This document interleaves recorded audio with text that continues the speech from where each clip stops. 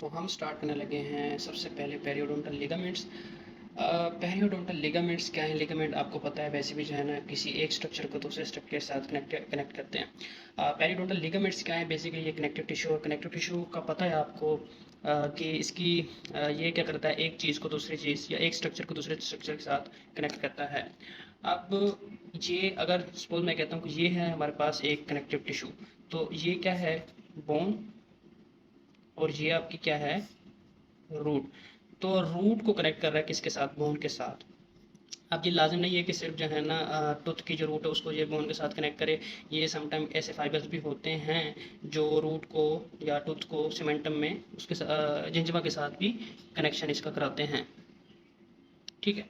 अब इसमें अब क्योंकि ये कनेक्टिव टिश्यू है तो इसका जो फंक्शन तो यही है कि एक तो ये अटैचमेंट, दूसरा ये एक तो दूसरा ये जो फोर्सेस लगती है, क्लोजल फोर्सेस, यहाँ पे जो ओरल कैविटी में मेस्टिकेटरी फोर्सेस होती हैं वो लगती हैं। बेसिकली जब इस पे टूथ के ऊपर फोर्स लगती है तो ये नीचे को थोड़ा सा मूव करता है। इस तरह ये act as a shock absorber act करता है और ये फोर्सेस को एब्जॉर्ब करता है। जैसे ही फोर्सेस को एब्जॉर्ब करता है तो ये जो है ना, ये जो आपकी रूट है ये बोन के साथ हिट नहीं करती। अगर ये बोन के साथ हिट कर जाए तो ये बोन में इन्फ्लामेशन काज कर सकती है और बोन की डिस्ट्रक्शन काज कर सकती है। तो इस तरह ये जो आपको स्पेस नज़र आ रही है इसको हम कहते हैं, यानी जो रूट और टूथ की रूट और ये बोन के दरमियान जो स्पेस नज़र आ रही है इसको हम कहते हैं पेरियोडोंटल स्पेस, और ये नॉर्मली होती है 0.2 मिलीमीटर। इसी स्पेस में जो है ना आपको पीडियल के फाइबर्स नज़र आते हैं, यानी इस स्पेस में पड़े होते हैं पीडियल के फाइबर्स, और ये act as a shock absorber connection का काम करते हैं, टूथ को बोन के साथ अटैच करते हैं, और इस तरह इसका ये फंक्शन है। कंपोजिशन की बात करें तो सबसे पहले हम इसकी कंपोजिशन को डिस्कस करेंगे। तो इसमें क्योंकि ये कनेक्टिव टिश्यू है तो अब मैंने कनेक्टिव टिश्यू में आपको बताया था इसमें मेनली 3 कंपोनेंट्स लाजमी होंगे: फाइबर्स, सेल्स और प्लस ग्राउंड सब्सटेंस। ठीक है ना। सपोज मैं कहता हूँ ये कनेक्टिव टिश्यू है, ठीक है ना। इसमें एक तो ये आपको इस तरह फाइबर्स नजर आएंगे, ठीक है ना। उसके अलावा आपको क्या नजर आएगा? सेल्स नजर आएंगे, इस तरह सेल नजर आएंगे। सेल की टाइप्स हम बाद में देखेंगे, लेकिन सेल नजर आएंगे। बाकी ये जो स्पेसेस पड़ी है फाइबर सेल्स और इसके दरमियान में एक ग्राउंड सब्सटेंस होता है, ठीक है ना। ये इसको फिल कर देता है, इस तरह जो है ना ये कनेक्टिव टिश्यू बन जाता है। अब क्योंकि ये पेरियोडोंटल लिगामेंट है तो इसमें ज़्यादातर जो है ना ज़्यादा इसमें आपको कोलेजन फाइबर्स नजर आएंगे। ये बंडल होगा कोलेजन फाइबर्स का जो कि मिलके बनाता है लिगामेंट। इसमें ग्राउंड सब्सटेंस और सेल्स आपको कम नजर आएंगे, लेकिन सेल्स होंगे ज़रूर। इसकी रीजनरेशन और इसकी मेंटेनेंस के लिए होती है, क्योंकि इस पर जब फोर्सेस लगती है तो ये ब्रेक डाउन होता रहता है फाइबर्स का। तो इस तरह पे जो है ना जो फाइब्रोब्लास्ट इसमें जो सेल्स होते हैं वो इसकी रीमॉडलिंग यानी न्यू फाइबर्स बनाते रहते हैं। तो इसी वजह से इसमें जो है ना रीजनरेटिव सेल्स इसमें रखे जाते हैं कनेक्टिव टिश्यू में। अब अगर इसकी कंपोजिशन हम देखें तो इसमें इलास्टिक फाइबर्स होते हैं जिसमें ऑक्साटालिन, एलायूनिन और डिफरेंट तरह के इलास्टिक फाइबर्स होते हैं। कोलेजन फाइबर्स भी होते हैं इसमें, कोलेजन फाइबर्स, ठीक है। मेनली इसमें टाइप 1, 3 एंड 12 आ जाती है। और इसमें सेल्स होते हैं जिसमें mainly fibroblast, stem cells, defence sales और इस तरह के सेल्स होते हैं। ग्राउंड सब्सटेंस आ जाता है जिसमें मेनली आपका ग्लाइकोसामिनोग्लाइकेन्स, गैग्स आ जाते हैं, प्रोटीओग्लाइकेन्स इसमें होता है, हेलोरोनिक एसिड होता है, और इसमें आपका ग्लाइकोप्रोटीन्स भी आ जाती है। नॉन कोलेजनस में वही बात है। नॉन कोलेजनस प्रोटीन बेसिकली जब ये बेसिकली ना जब सीमेंटम की फॉर्मेशन हो रही होती है तो सीमेंटम की फॉर्मेशन को रेगुलेट करती है। तो इसमें मेजरली आपको मैंने बताया फाइबर्स होंगे जिसमें इलास्टिक फाइबर्स भी हो सकते हैं, कोलेजनस फाइबर्स भी हो सकते हैं। और सेल्स में मैंने बताया कि फाइब्रोब्लास्ट और स्टेम सेल्स और इस तरह के सेल्स होते हैं, डेंड्राइटिक और डिफेंस सेल्स हो जाते हैं। ग्राउंड सब्सटेंस में आपको गैग्स और ग्लाइकोप्रोटीन्स नजर आएंगे। गैग्स में हेलोरोनिक एसिड और आपका हेलोरोनिक एसिड और प्रोटीओग्लाइकेन्स और आपका ग्लाइकोप्रोटीन्स भी होंगे इनमें। नॉन कोलेजनस प्रोटीन इसको इसकी फॉर्मेशन को रेगुलेट करती हैं। अब हम डिटेल से सबसे पहले डिस्कस करेंगे कोलेजनस फाइबर्स को, फिर उसके बाद cells, ground substance and non collagenous. Composition को डिस्कस करने से पहले मैं थोड़ा सा डिस्कस करना चाहूँगा जो पेरियोडोंटल लिगामेंट होता है ना। सपोज ये एक पेरियोडोंटल लिगामेंट है, इसको हम मेनली 2 पार्ट्स में डिवाइड करते हैं। सपोज ये पेरियोडोंटल लिगामेंट था ना, इसको हम मेनली 2 पार्ट्स में डिवाइड करते हैं। सपोज एक एंड जो इसकी इंसर्शन कराता है बोन में, और दूसरा एंड जो इसकी इंसर्शन कराता है रूट में, ठीक है ना। तो जो मिडल पोर्शन होता है, जो मेजर पोर्शन होता है, उसको हम कहते हैं प्रिंसिपल फाइबर ऑफ पीडियल, ठीक है ना। और जो एंड पे होता है, एक साइड जो कनेक्ट करता है टूथ की रूट के साथ सीमेंटम में, और दूसरी बोन में, बोन और ये सीमेंटम, इसको हम कहते हैं शार्पीज फाइबर्स। यानी जो दोनों एंड पे आपको इस तरह ये फाइबर नजर आएंगे जो कनेक्शन कराते हैं बोन और सीमेंटम के साथ, इनको हम कहते हैं शार्पीज फाइबर्स। शार्पीज फाइबर्स। अगर मैं शार्पीज फाइबर्स की बात करूं तो इसको भी हम मेनली जो है ना लोकेशन की बेस पे 2 में डिवाइड करते हैं। एक तो ये है कि जो शार्पीज फाइबर ए सेलुलर सीमेंटम में होंगे ना, ए सेलुलर सीमेंटम, और दूसरे कौन से होंगे? सेलुलर सीमेंटम में होंगे। अब ए सेलुलर और सेलुलर सीमेंटम की डिपोजिशन क्या होती है, लोकेशन। सपोज ये रूट है, अब जो रूट का जो सर्वाइकल रीजन होता है उसको हम कहते हैं सर्वाइकल थर्ड, और जो मिडल होता है उसको हम कहते हैं मिडल थर्ड, और जो होता है एपिकल उसको हम कहते हैं एपिकल थर्ड। आपको पता है कि जो सर्वाइकल और मिडल थर्ड है ये जो टूथ होता है उसकी इरप्शन से पहले बन जाते हैं। बाकी जो एपिकल थर्ड होता है वो जो टूथ की इरप्शन होती है ये उसमें बनता होता है। सॉरी, इसमें फोकस में नहीं आ रहा था। तो ये था सर्वाइकल थर्ड, मिडल थर्ड और ये एपिकल थर्ड। तो ये रूट है आपकी, इसके तीन पार्ट्स हैं, सर्वाइकल, मिडल और एपिकल थर्ड। ये जो आपका मिडल प्लस सर्वाइकल ये बिफोर इरप्शन बन जाते हैं, रूट बन जाती है। बाकी जो एपिकल थर्ड है वो बाद में बनती है। तो जो आपका होता है ना सेलुलर सीमेंटम वो एपिकल थर्ड में होता है, और जो बाकी आपका होता है ना ए सेलुलर सीमेंटम वो मिडल प्लस सर्वाइकल थर्ड में होता है। मिडल प्लस ये यहाँ पे होता है ए सेलुलर सीमेंटम, इसमें होता है, ठीक है ना। तो ये है ए सेलुलर सीमेंटम और ये है सेलुलर जो कि एपिकल थर्ड में होता है मेनली, ठीक है ना। अब ये जो आपका शार्पीज फाइबर्स है ए सेलुलर सीमेंटम में, ये जब ये इंटरमिंगल करते हैं ना यहाँ पे, जैसे ये मैं कहता हूँ प्रिंसिपल फाइबर इस, और ये क्या निकल रहे हैं, ये आपके शार्पीज फाइबर निकल रहे हैं और किस में इंसर्ट हो रहे हैं, सीमेंटम में। तो जब ये सीमेंटम में ये इंसर्ट होते हैं तो इस रीजन में अगर ये देखें तो इसको माइक्रोस्कोप में देखें तो ये फुल्ली मिनरलाइज नजर आएगा, फुल्ली मिनरलाइज नजर आएगा, यानी इसकी मिनरलाइज फुली हो जाएगी।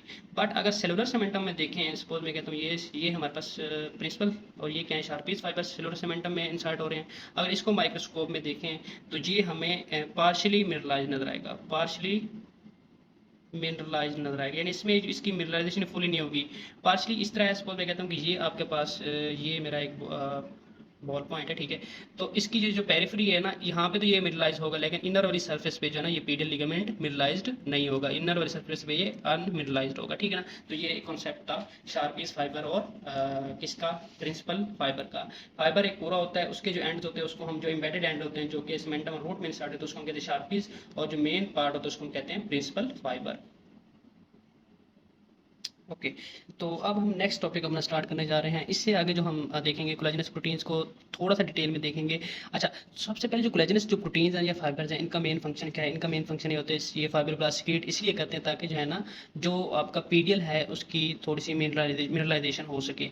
लेकिन इसमें जो पीडियल है ना उसके जो शार्पीज एंड है उसमें मिनरलाइजेशन होती है, लेकिन जो प्रिंसिपल है उसमें कम होती है। प्रिंसिपल में ये जो आपके कोलेजनस फाइबर जिस तरह पड़े होते हैं ना, इस तरह ये इंटरमंगल फाइबर्स की फॉर्म में पड़े होते हैं और ये बंडल्स की फॉर्म में पड़े होते हैं। हाँ, एक चीज़ और, खैर इसको मैं बाद में बताता हूँ। खैर ये जो आपको ना फाइबर्स बंडल्स की शक्ल में और आपको फाइबर्स की शक्ल में नजर आएंगे ना, इनको हम कहते हैं कोलेजनस फाइबर्स। ये एक बनाते हैं कोलेजन पीडियल लिगामेंट बनाते हैं। ये जो पीडियल लिगामेंट होता है इसका मेन फंक्शन, इसमें कोलेजन फाइबर्स होते हैं। ये क्योंकि इलास्टिक इन नेचर होते हैं इसलिए ये फोर्सेस को बेयर करते हैं। इलास्टिक कोई भी चीज़ जो इलास्टिक होती है वो असल में जो क्योंकि वो रिबाउंस करती है फोर्स लगने के बाद। सपोज ये कहता हूँ ये कोलेजन फाइबर तो ये ऐसे नीचे जाएगा, फिर ये दोबारा रिबाउंस करके वापस आ जाएगा। तो इस तरह ये फोर्सेस को बेयर करते हैं। इलास्टिक जो नेचर चीज़ें होती हैं फोर्स को बेयर करती होती हैं। तो ये कोलेजन जो फाइबर्स हैं ये फोर्सेस को बेयर करते होते हैं। इनमें जो मेनली आ जाता है टाइप 1 आ जाता है, और टाइप 3 और टाइप 12। ये 80% कवर करता है, ये आपका 50% कवर करता है, और ये भी माइनर अमाउंट में होता है। इसके अलावा आपको इसमें टाइप 2 भी नजर आएगी, टाइप 2 कोलेजन। अच्छा, ये कोलेजन की ना टाइप्स बता रहा हूँ। टाइप 2 भी नजर आएगी, टाइप 6 भी नजर आएगी स्मॉल अमाउंट में, और सम टाइम आपको या ना ये टाइप 4 भी नजर आएगी, लेकिन ये मेनली बेजल लेमिना में पाई जाती है। कहाँ पे पाई जाती है, बेजल लेमिना में। है जो मेन चीज़ बताने वाली है कि इसमें टाइप 1, 3 और 12 मेन कोलेजन फाइबर्स होते हैं इसमें, जो कि इसकी फॉर्मेशन कराते हैं। ये जो आपको टाइप 1 और 3 है ना ये आपको बंडल्स की शक्ल में नजर आएंगे, फाइबर्स की शक्ल में, और जो टाइप 2 है ये बंडल की फॉर्म में होता है, ठीक है। बाकी नॉन कोलेजनस प्रोटीन का फंक्शन क्या होता है कि ये जो है ना रेगुलेट करती हैं कोलेजन की फॉर्मेशन और मिनरलाइजेशन को। इसमें ओस्टियोपोन्टिन मेनली आ जाती है, ओस्टियोपोन्टिन प्लस इसमें मेनली आ जाती है बोन सियालो प्रोटीन। इसमें दो main protein collagen non collagenous protein आ जाती हैं। ओके, तो हम अब डिस्कस करने लगे हैं फाइब्रोब्लास्ट को, जो कि पीडियल की फॉर्मेशन में या पीडियल की कंपोजिशन में एक मेजर सेल होता है जो कि इसकी फॉर्मेशन भी कराता है और इसकी रीमॉडलिंग, यानी अगर ब्रेकडाउन हो जाता है कोलेजन वगैरह का तो उसकी दोबारा से रीजनरेशन भी कराता रहता है। तो क्योंकि ये जो फाइब्रोब्लास्ट है कोलेजन की फॉर्मेशन कराता है, हमें मेनली कोलेजन की फॉर्मेशन कराता है, तो हमें पता है कि कोलेजन मेनली क्या है, प्रोटीन इन नेचर है। तो अगर ये कोलेजन प्रोटीन इन नेचर है तो इट मीन्स इसमें जो प्रोटीन सिंथेसिस ऑर्गेनेलिज होंगी वो ज़्यादा होंगी। तो इसमें जो है ना आपको एक तो साइटोप्लाज्म जो है ना, साइटोप्लाज्म बहुत ज़्यादा नज़र आएगा, एक्सटेंसिव इसका साइटोप्लाज्म होगा। दूसरा इसमें वो जो प्रोटीन सिंथेसिस ऑर्गेनेलिज हैं वो आपको ज़्यादा नज़र आएंगी, एक्सटेंसिव साइटोप्लाज्म और एक्सटेंसिव आपको प्रोटीन सिंथेसिस ऑर्गेनेलिज, जिसमें क्या आ जाता है आपका rough endoplasm reticulum, Golgi apparatus, mitochondria, ये चीज़ें आ जाती हैं, ठीक है ना। और इसके अलावा इसमें आपको वेल डेवलप्ड क्या नजर आएगा, साइटोस्केलेटन नजर आएगा। अब इसकी रीजन क्या आती है, क्योंकि ये जो आपका फाइब्रोब्लास्ट होता है ना, यहाँ पे इंजरी होती है, ये वहां तक मूव करता है या ये मूवमेंट कराता है। तो इसको मूवमेंट कराने के लिए क्या चाहिए होती है, इसको मूवमेंट कराने के लिए क्या चाहिए होती है, बेसिकली साइटोस्केलेटन इसके अंदर होता है, वेल डेवलप्ड होता है, जो कि इसकी मूवमेंट कराता है from one position to another position, ठीक है ना। और इसमें जो इसकी मूवमेंट ज़्यादातर जो कराते हैं, इसमें प्रोमिनेंट आपको कौन से फिलामेंट नजर आएंगे, एक्टिन। आपको पता है कि मसल सेल में भी एक्टिन और मायोसिन फिलामेंट्स होते हैं, वही कॉन्ट्रैक्शन करा के मूवमेंट कराते हैं। तो इसमें भी जो है ना प्रोमिनेंट आपको एक्टिन का नेटवर्क नजर आएगा, ठीक है ना। तो ये जो एक्टिन होता है, ये इसकी एक तो ये है कि शेप चेंज करने में मदद देता है, दूसरा क्या करता है, ये माइग्रेशन यानी one position to another position इसमें इसकी मूवमेंट में हेल्प करता है। बाकी ये जो आपका फाइब्रोब्लास्ट है, ठीक है, ये टाइट जंक्शन तो इसमें नहीं होते, क्योंकि ये मूव कराता है ना, तो टाइट जंक्शन तो ये एक चीज़ को होल्ड करके रखते हैं, तो इसमें टाइट जंक्शन तो होता नहीं, लेकिन ये कि इसमें आपको एडिसिव जंक्शन यानी दो सेल आपस में जुड़े हुए नजर आएंगे, एडिसिव जंक्शन, ठीक है ना, वो नजर आएंगे। और दूसरा इसमें गैप जंक्शन भी दो सेल्स के दरमियान में आपको नजर आएंगे, यानी गैप जंक्शन क्या होता है, एक सेल के साइटोप्लाज्म दूसरे के साथ एक्सचेंज होता रहता है।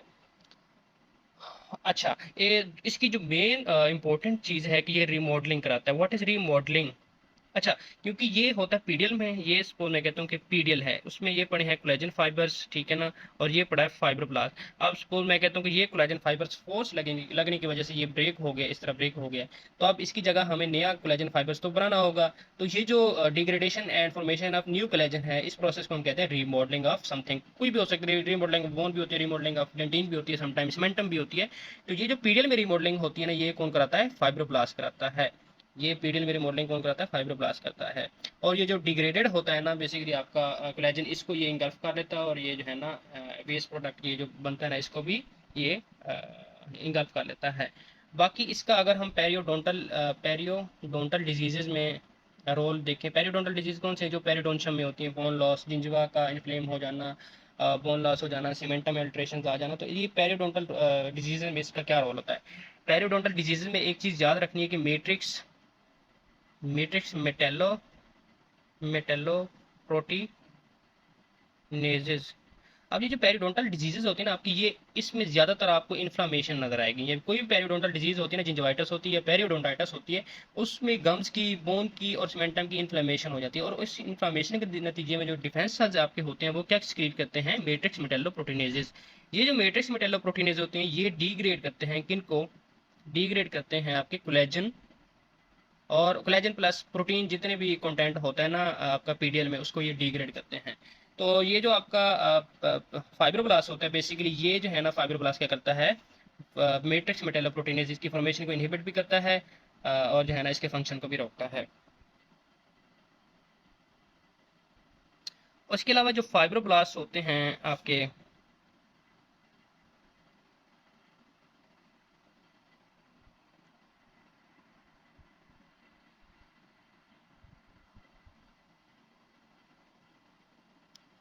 इसके अलावा जो फाइब्रोब्लास्ट है ना, फाइब्रोब्लास्ट आपको ये जो है ना क्योंकि इसमें क्या होता है, साइटोस्केलेटन होता है, तो ये आपको कॉन्ट्रैक्टिलिटी भी कराते हैं आपकी पोस्ट ऑपरेटिव मूवमेंट्स में, पोस्ट ऑपरेटिव मूवमेंट्स। अब what R post operative movements? वैसे तो मैंने ये इरप्शन वाले चैप्टर में ये डिस्कस कर लिए हैं, यानी जो इरप्शन हो जाती है ना, या पोस्ट ऑपरेटिव लिखा है, इरप्टिव, जब आपकी हो जाती है ना टूथ की इरप्शन हो जाती है, उसके बाद जो ओरल कैविटी में अपनी फंक्शनल पोजीशन में आ जाता है, उसके बाद जो उसकी मूवमेंट्स होती रहती है उसको हम कहते हैं पोस्ट ऑपरेटिव इरप्टिव मूवमेंट्स। तो उसमें क्या कौन कौन सी होती है, अकोमोडेशन फॉर ग्रोथ, अगर तो जो है ना मैंडिबल की ग्रोथ होती है, तो ये जो है ना टीथ एक पोजीशन से थोड़ी सी स्लाइड करके आगे पीछे या मूव करते रहते हैं, तो अकोमोडेशन फॉर ग्रोथ इसमें आ जाती है। इसमें आ जाता है compensation for occlusal wear. Suppose मैं कहता हूँ कि ये मेरे पास एक दांत है ना, तो इसकी भी ये जो ओक्लूजल सरफेस है, अगर ये वेयर हो गई, ये खत्म हो गई है, तो ये मूव करता है नीचे से ऊपर ताकि वो स्पेस फिल कर सके। दूसरा इसमें आ जाता है इंटरप्रोक्सिमल जो वेयर्स होते हैं, यानी दो दांतों के दरमियान में, ये एक दांत है ये दूसरा, इनके दरमियान ये इंटरप्रोक्सिमल सरफेस है, ये जो है ना फ्रिक्शन की वजह से या किसी भी वजह से, हीरोइन की वजह से खत्म हो जाती है, तो इसमें वेयर हो जाता है। तो ये फिर दो दांत जो है ना कॉन्टैक्ट इन्होंने मेंटेन करना, तो ये एक दूसरे के करीब आते हैं, तो ये मूवमेंट्स जो होती है इसको हम कहते हैं पोस्ट इरप्टिव मूवमेंट्स होती हैं। इसके अलावा अगर हम इसकी बात करें फाइब्रोब्लास्ट की, ये जो आपके फाइब्रोब्लास्ट होते हैं ना बेसिकली ये क्योंकि ये हेमीडेस्मोसोम्स भी बनाते हैं बाहर, ये फाइब्रोब्लास्ट ने इसके बाहर क्या पड़ा है, एक्स्ट्रा सेलुलर मैट्रिक्स पड़ा है। तो यहाँ पे एक प्रोटीन लगी होती है बाहर की सरफेस पे, इंटेग्रिन प्रोटीन, इंटेग्रिन प्रोटीन, ये फिर अटैच होता है ट्रांसमेम्ब्रेन के साथ। इसके साथ जो है ना ये साइटोप्लाज्मिक अडाप्टर प्रोटीन होती है जो कि इस पूरे को किसके साथ कनेक्ट करती है, साइटोप्लाज्म के साथ। तो ये जो आपकी इंटेग्रिन प्रोटीन है ना, ये फिर जो है ना कोई भी चेंजेस आती है एक्स्ट्रा सेलुलर मैट्रिक्स में, integrin protein via transmembrane to cytoplasmic जो प्रोटीन जो इनर सरफेस होती है उसको मैसेज देती है, और ये फिर फाइब्रोब्लास्ट को देती है कि जो है ना फलां एक स्टिमुलस आया तो इसके रिस्पॉन्स में क्या करना है।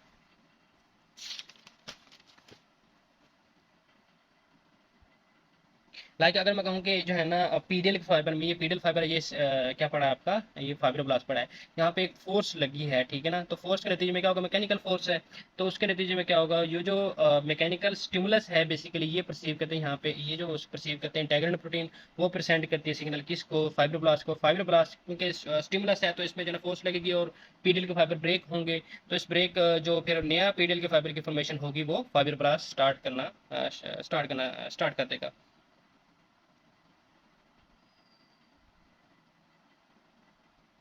ठीक है, अगर तो आपकी फोर्सेस नहीं लग रही हैं पीडीएल के ऊपर, जो है ना फोर्सेस कम लग रही हैं, एब्सेंस ऑफ फोर्सेस है, तो फिर क्या होगा फाइब्रोब्लास्ट में। एक तो ये है कि इसकी जो मैट्रिक्स प्रोडक्शन है, यानी ये जो एक्स्ट्रा सेलुलर मैट्रिक्स प्रोडक्शन है वो डिक्रीज हो जाएगी, डिक्रीज मैट्रिक्स प्रोडक्शन। और दूसरा इसमें क्या हो जाएगा, अच्छा ये इंक्रीज करा देगा मैट्रिक्स कोलेजिनेजेस। व्हाट आर मैट्रिक्स कोलेजिनेजेस, जो कोलेजन की डिग्रेडेशन कराते हैं। उसको इस फिर इसके नतीजे में जो है ना वो आपका जो पीडीएल होगा वो क्या हो जाएगा, पीडीएल थिन हो जाएगा। क्यों हो जाएगा, क्योंकि काम हो नहीं रहा, तो इसी वजह से जो है ना फाइब्रोब्लास्ट क्या करता है, एक तो मैट्रिक्स की प्रोडक्शन जो कि पीडीएल को थिक करता है उसकी प्रोडक्शन कम कर देता है, और जो पहले से ऑलरेडी कोलेजन पड़ा होता है उसको उसको डिग्रेड करने के लिए क्या करता है, मैट्रिक्स कोलेजिनेजेस प्रोड्यूस करता है जो कि कोलेजन को डिग्रेड करते हैं। तो ये था हमारे पास क्या चीज़, फाइब्रोब्लास्ट के सेल्स, वो हम देख रहे थे कि इसमें सेल्स ऑफ पीडीएल देख रहे थे। ओके, तो अब हमारे पास है नेक्स्ट हैं जो सेल्स हैं, एपिथेलियल सेल्स हैं। पीडीएल के अंदर एपिथेलियल सेल्स कौन से होते हैं, बेसिकली ये दो तरह से आते हैं। इनको या तो ये होते हैं हार्टवेग एपिथेलियल रूट शीट सेल्स, जो कि सीमेंटम के जब सीमेंटम बन रहा होता है ये डिसइंटीग्रेट होते हैं, और ये जो है ना छोटे छोटे पीसेस में बेसल लामिना कवर्ड होकर ये किस में चले जाते हैं, या तो डिग्रेड हो जाते हैं या जो है ना पीडीएल में स्टोर हो जाते हैं। उसके बाद आते हैं एपिथेलियल रेस्ट ऑफ मेलासिस, ये एपिथेलियल सेल्स पड़े होते हैं बेसिकली। अब इनका एक कुछ स्पेसिफिक फंक्शन है, पहली बात तो ये कि डोरमेंट रहते हैं, ठीक है ना, लेकिन अगर पीडीएल की जो फंक्शन है वो कॉम्प्रोमाइज़ हो जाए या उसमें कुछ अल्ट्रेशंस आ जाती हैं, तो ये क्या करते हैं, ये एक्टिवेट हो जाते हैं, इनको स्टिमुलस मिलता है, ये एक्टिवेट होते हैं। ये एक्टिवेट होके अब क्योंकि एपिथेलियल सेल्स हैं, और ये कौन से हैं, हाँ एपिथेलियल सेल्स है ना, और दूसरा इसमें कुछ मीजन सेल्स भी पड़े होते हैं, तो ये फिर जो है ना एपिथेलियल और मेजन काइमल क्या करते हैं, प्रोटीन की सिक्रीशन स्टार्ट कर देते हैं। अब इससे ये होता ये है कि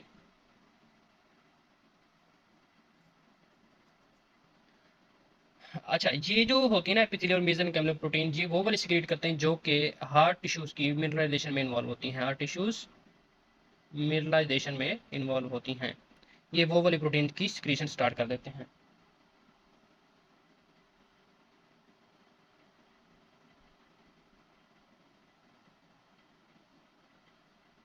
ठीक है, तो ये जो आपका एपिथेलियल सेल्स बेसिकली पड़े होते हैं, इनका मेजरली फंक्शन उसमें ये होता है कि पीडीएल में ये जो है ना फाइब्रोब्लास्ट में भी डिफरेंशिएट हो सकते हैं और फाइब्रोब्लास्ट की रीजनरेशन और मेंटेनेंस कराते हैं। तो ये क्या कराते हैं, फाइब्रोब्लास्ट की या पीडीएल की पेरियोडोंटल लिगामेंट की रीजनरेशन प्लस उसकी मेंटेनेंस कराते रहते हैं, मेंटेनेंस कराते रहते हैं।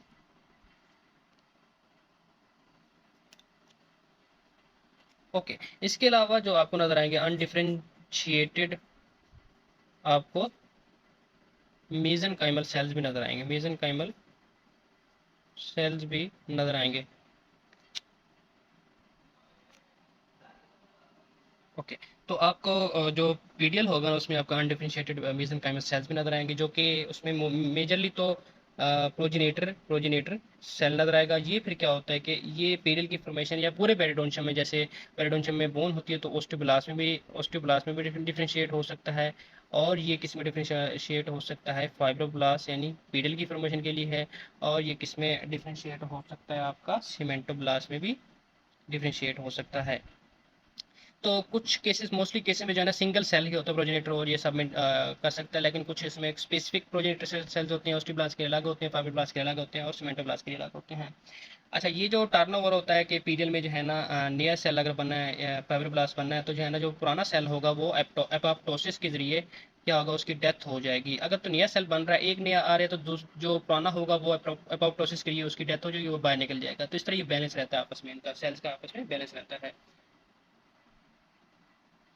ओके, प्रोजेनेटर सेल्स के अलावा जो है ना आपको स्टेम सेल भी नजर आएंगे। ये जो स्टेम सेल्स होते हैं, इसका आपको पता है कि इससे किसी भी तरह के सेल्स बन सकते हैं, यानी कॉन्ड्रोसाइट्स भी बन सकते हैं, इससे इससे फाइब्रोब्लास्ट भी बन सकते हैं, इससे आपके सीमेंटोब्लास्ट भी बन सकते हैं, इससे ओस्टियोब्लास्ट भी बन सकते हैं। ये जो आपको प्लूरिपोटेंट सेल जो है ना, ये भी आपको नजर आएंगे इसमें।